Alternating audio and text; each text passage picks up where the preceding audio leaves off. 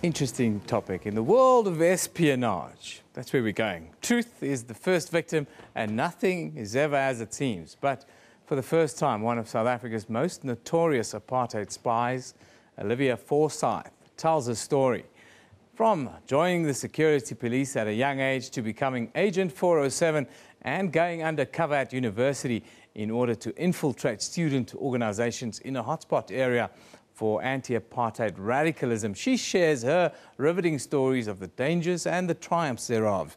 Now, she's going to join us via Skype from Italy, the author, Olivia Forsyth. Very good morning to you, Olivia. Thank you for joining us. Good morning. Thank you. Interesting book this is. I'm sure not everyone's very comfortable with it, but just tell us about the inspiration for you to put this together.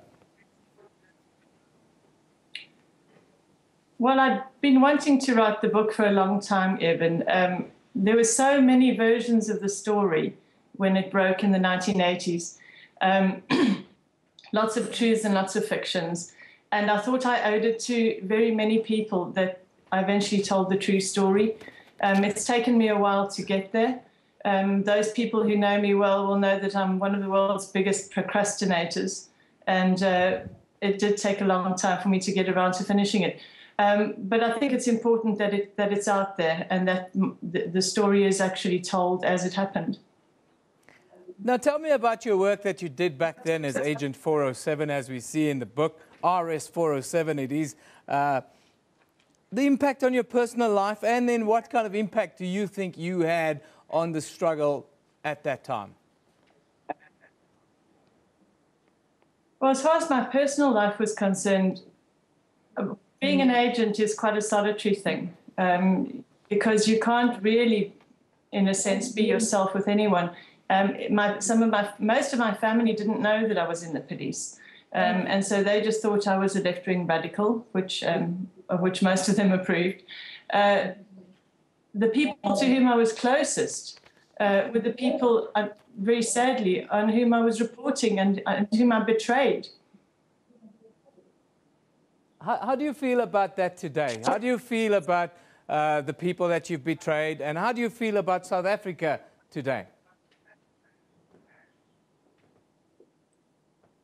Well, I feel deeply, deeply regretful of all the things that I did to hurt people and all the betrayals. It's partly my motivation for writing the book.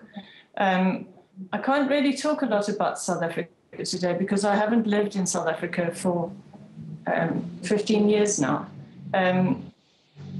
So it wouldn't really be my place to comment on how South Africa is today. I'm glad that it's a post-apartheid South Africa, and I'm glad I lived to see that happen.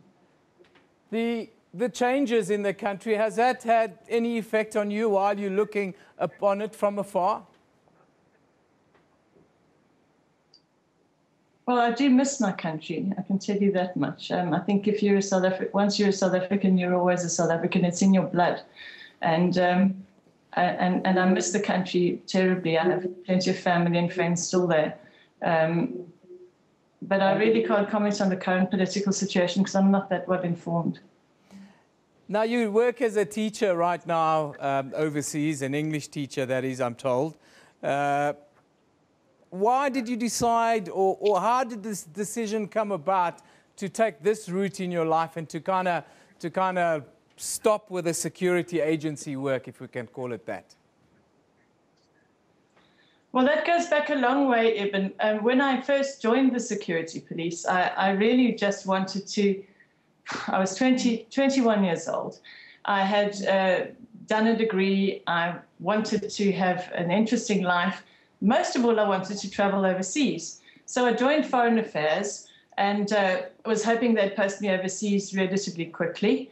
They didn't. It turned out that the most likely posting I would get would be in Ciskei or Botswana or one of the so-called homeland states at the time.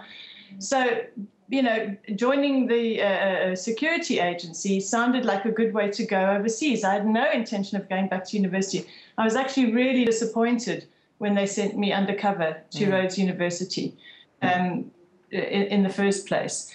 So you know, that was an unexpected turn of events to start with. And once I was at Rhodes, I realized very quickly, because I have to say I started from a position of huge ignorance, but I realized very quickly that I was working absolutely for the wrong side. Quickly, finally, the main life lesson that you've learned and the advice that you'd give to a young person of that age today. Well, the first thing I'll say is that you can't change the past. I can't undo any of the things that happen, but you can change the future. And also, I think the most important thing that I ever learned is that you need to be true to yourself. Well, thank you for joining us. It's an interesting book. I'm busy reading it, and it's giving me a different view of a time in South Africa where I was a young man as well, and probably a little bit on the other side of the coin. But an interesting book nonetheless. Agent 407. That was the lady that just did the interview with us, of course.